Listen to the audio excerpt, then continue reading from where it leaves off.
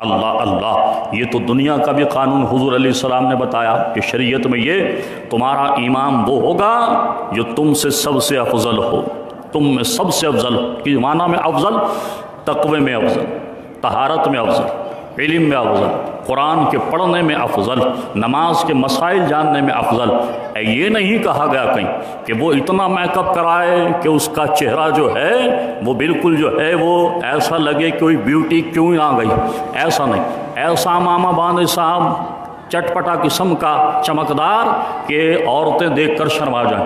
یہ کہیں نہیں لکھا کہ جبہ اتنا خوبصورت پہنے کہ جناب دوسرے لوگ متاثر ہو جائیں، یہ نہیں فرمایا۔ فرمایا علم میں افضل ہوگا، علم میں افضل ہوگا، وہ تمہارا امام ہوگا۔ اور ظاہر سی بات ہے جب امام کی افضلیت کے بارے میں حضور نے فرمایا تو خطیب تو امام سے زیادہ افضل ہونا چاہیے، اس لیے کہ خطیب تو ممبر رسول پر بیٹھتا ہے، اور ممبر رسول پر بیٹھنے والا ہر ایرا غیرہ نتو خیرہ تو نہیں ہو سکتا نا کہ کسی کو بھی آپ پکڑ کے لے کر آئے، منہ میں پان چباتا ہو، ممبر پر آ کر بیٹھ جائے، کبھی ادھر کی کبھی ادھر کی کبھی ادھر کی لگائے اور جناب تقریر پوری کر کے چل دیا جائے، اور صاحب اپنے آپ کو یہ کہے کہ ہم علامہ، ہم مولانا ہیں، ہم پیر طریقت ہیں، ہم یہ ہیں اور وہ ہیں۔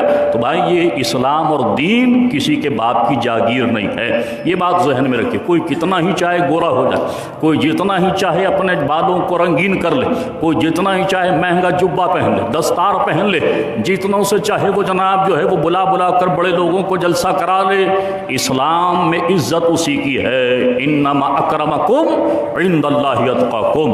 اللہ کا قرآن کہتا ہے لوگوں تم میں اللہ کے نزدیک زیادہ عزت والا وہی ہے جو تم میں زیادہ پرہیزگار ہے، زیادہ اللہ تبارک و تعالیٰ سے ڈرنے والا۔ انما اکرمکم عند اللہ اتقاکم، اللہ اکبر۔ تو محترم حضرات، میں یہ عرض کر رہا تھا جب امام قوم سے افضل ہوگا تو خطیب تو بدرج اولا افضل ہوگا، اس لیے کہ خطیب ہی تو قوم کی نبض کو پکڑ کر ان کو مسائل شریعہ سکھائے گا، دین سکھائے گا۔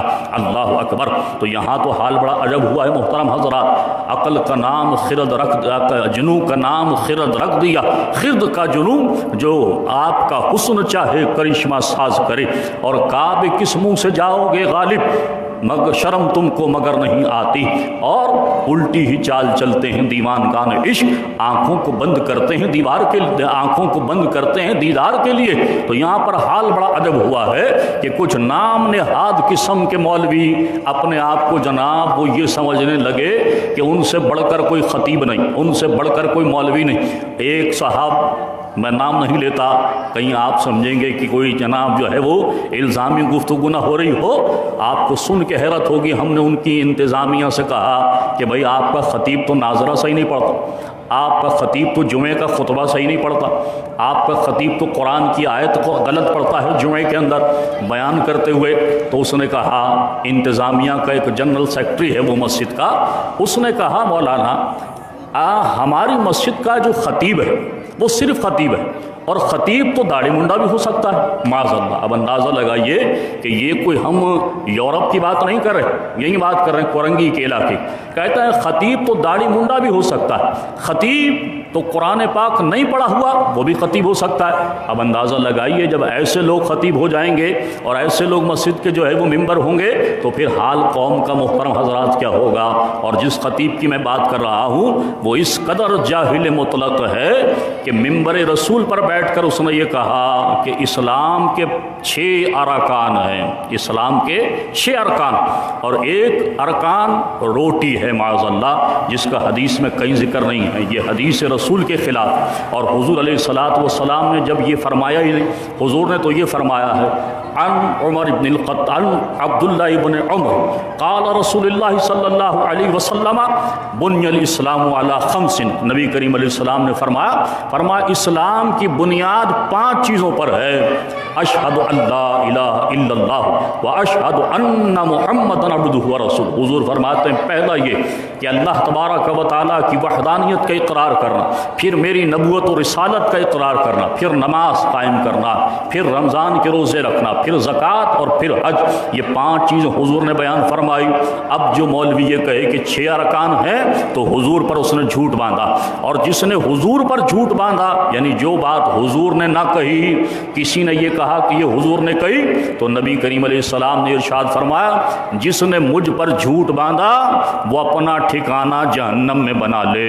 کیا مطلب ہوا کہ جو بات میں نے نہیں کہی اور اس نے میری طرف منسوب کر کے کہی وہ اپنا ٹھکانہ جہنم میں بنا لے۔ اللہ اکبر۔ تو محترم حضرات یہ دیکھیں نبی کریم علیہ السلام کا دین کتنا محترم حضرات، ایسا نہیں ہے کہ ہر ایرا غیرہ نتو خیرہ جمع آ کر جناب مصلی پر یا ممبر پر بیٹھ جائے اور ہم اس کی سننے لگ جائیں، نہیں، حق بات کہنی چاہیے اور قرآن و سنت سے بیان کرنا چاہیے۔ کس سے کہانیاں اپنی طرف سے گڑ گڑا کر یہ بیان نہیں کرنی چاہیے۔ یہ مقدس ممبر کی توہین اور بے ادبی ہے، مصلی کی توہین اور بے ادبی۔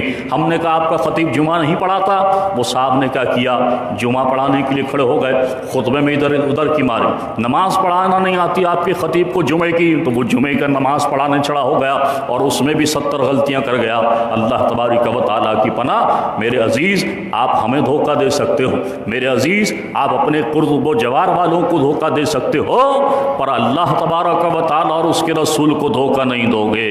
اور یاد رکھو یہ اللہ تبارک و تعالیٰ کی طرف سے چھوٹ ہے، اور یہ بھی یاد رکھو جب اللہ کی گرفت میں بندہ آتا ہے تو خود رب فرماتا اِنَّا بَطْشَ رَبِّكَ لَشَدِيدٌ۔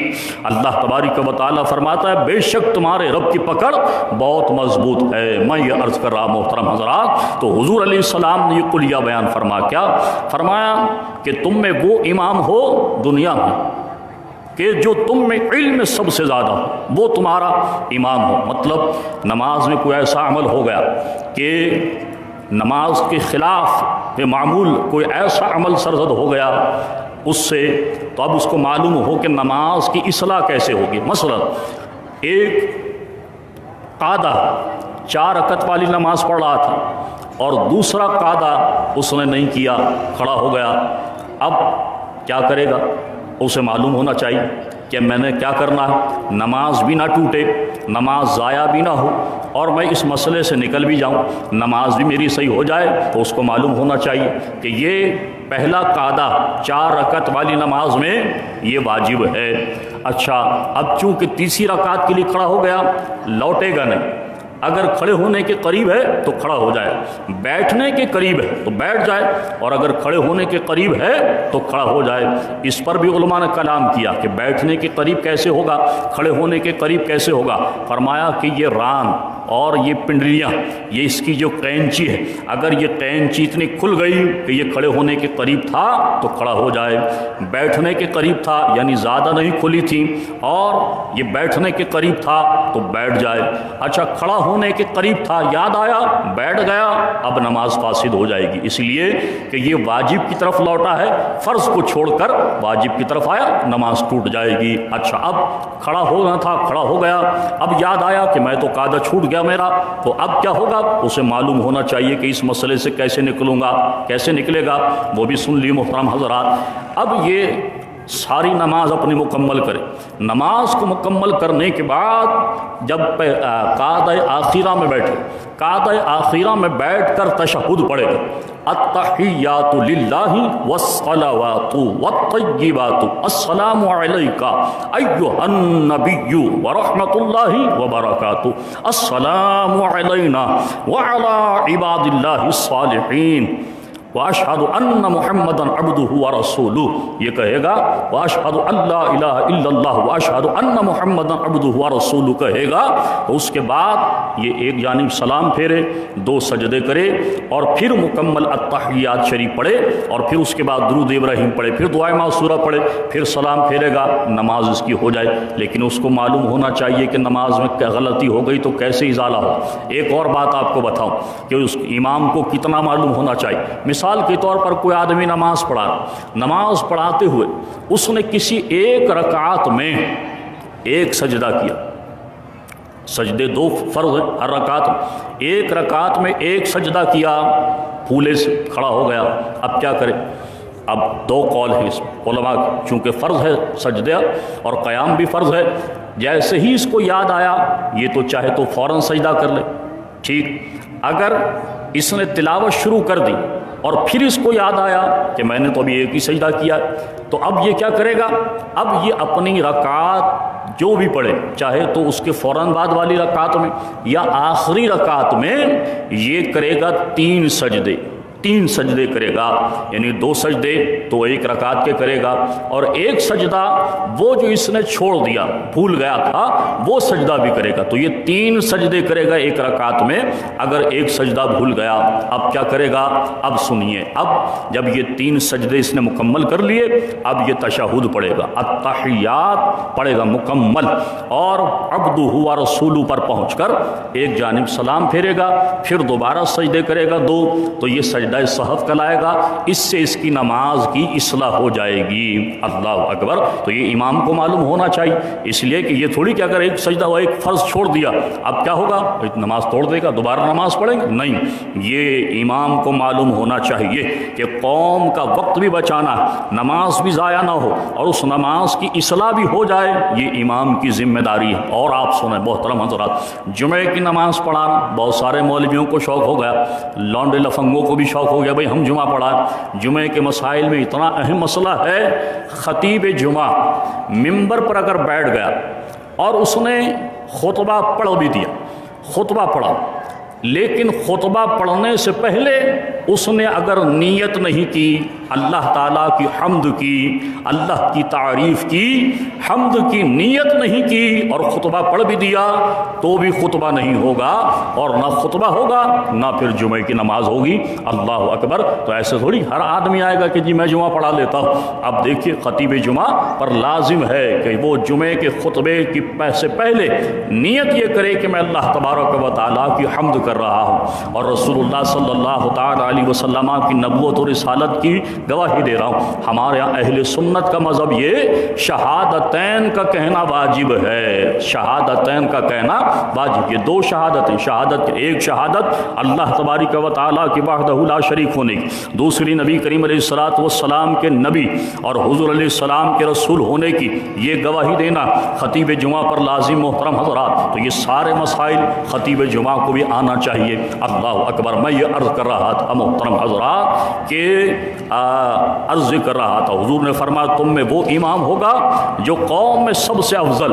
اب جبریل علیہ السلام نے بیت المقدس میں آذان کہی، سارے انبیاء کرام علیہ السلام جلوہ گر ہیں۔ اللہ اللہ، امامت کا سہرا کس کے سر ہوگا؟ آج امامت کون کرائے گا؟ اللہ اکبر۔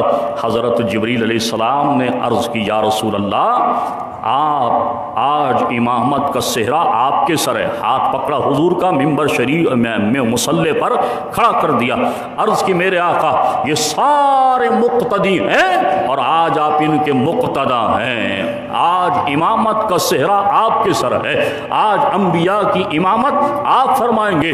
اللہ اکبر۔ پتہ اس سے یہ چلا، نبی کریم علیہ الصلوۃ والسلام جہاں امام الانبیاء، جہاں حضور علیہ السلام سید الانبیاء، جہاں حضور علیہ الصلوۃ والسلام محترم حضرات نبی الانبیاء ہیں، وہیں پیارے مصطفیٰ صلی اللہ تعالی علیہ وسلم افضل الانبیاء بھی ہیں علیہم السلام۔ حضور علیہ السلام تمام انبیاء کرام علیہم السلام میں بھی سب سے محترم حضرات افضل ہیں، جبھی تو سارے انبیاء مقتدی ہیں اور پیارے مصطفیٰ مقتدی ہیں۔